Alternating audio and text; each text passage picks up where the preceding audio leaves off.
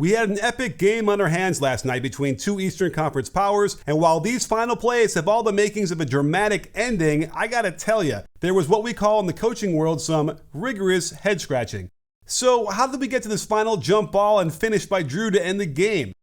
Let's go back to the first quarter, and I know there's no music, but once a week or so I do a quiet video so you can hear the analysis and don't get distracted from the humor. The Heat destroyed the Bucks defense to the tune of 21 made threes on 48% shooting. Look how low the ball screener's man is on these shots. This is how the Bucks play defense, and it's one reason why they had the lowest defensive rating since Jason Kidd was coaching them. The Heat offense operates so quickly that the Bucks couldn't seem to recognize in time that bona fide shooters were coming off these ball screens into open looks. The Bucks started pushing the ball up faster in the second. Check the incredible laser beam of a pass by Giannis for the three, and then we have, in a little foreshadowing, Drew barreling through Gabe Vincent to earn free throws. But this looks to me like a clear offensive foul. Vincent doesn't have to be set, his feet don't have to stop moving, he simply needs to be in legal guarding position to take the charge. And this, sports fans, is it. Here's the sequence that convinced me the Heat were going to win the game. On the skip, Caleb Martin correctly challenges in the air, but Allen does a little give and go towards the hoop. Bam is instantly on top of it, and now we get good closeouts all around. While Vincent is helping one pass away to Giannis, he recovers quickly. Hero can help off the non-shooter in the corner, and Drew makes a bad decision, forcing the pass when Allen was wide open in the corner. Let's compare that defensive stand to what the Bucks do here.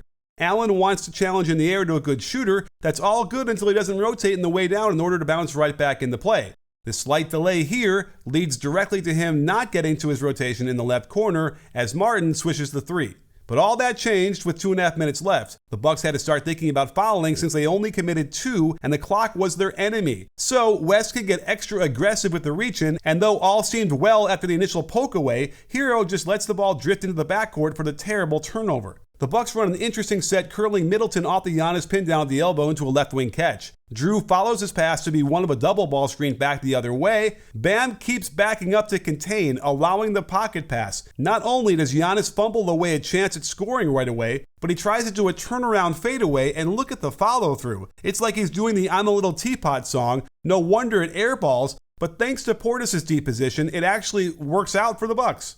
On the next play, the Bucks opt to go back at Bam with Giannis in that left block. Remember what happened the last time. So why is Jimmy Butler putting them in the bonus here? I guess he's thinking that Giannis isn't a good free throw shooter, but stopping the clock to allow them points is the last thing you'd intentionally do. And have you checked Giannis' free throw percentage on the season? It's damn good. When Giannis comes down into a pick and roll, zero communication between Tucker and Vincent on the supposed switch means the Greek freak of all people gets a clear path to the basket, and then he embarrassingly misses the layup when he brings it down at the very end before trying to flip it back up. I mean, that's no way for an MVP to look in a crucial moment like this.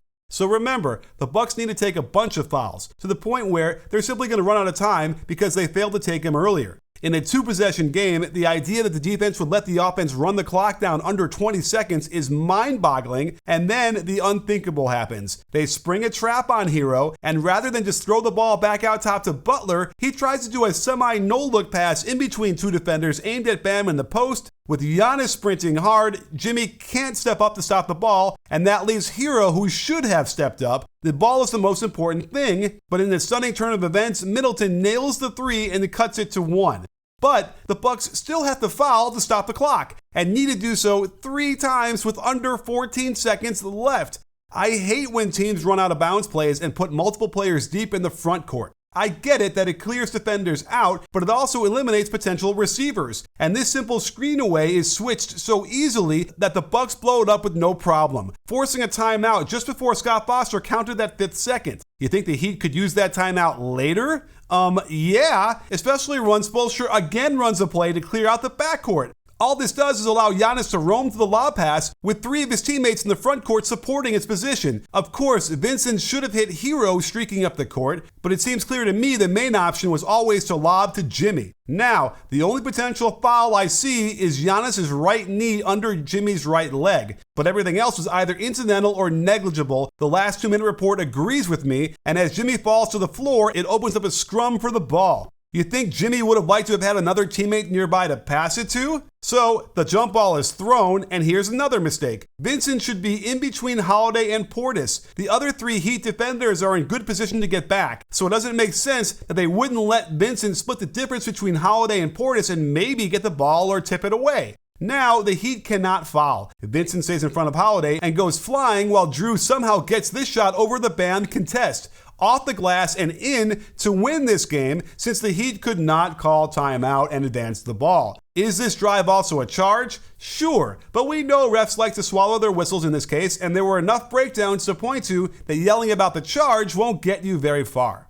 While the Heat should feel good that they had this game in the bag despite Jimmy being horrendous on the offensive end, you have to be worried about the decisions and execution down the stretch that led to this tragic fumbling away of what should have been a decisive road victory that might come back to haunt them in many different ways.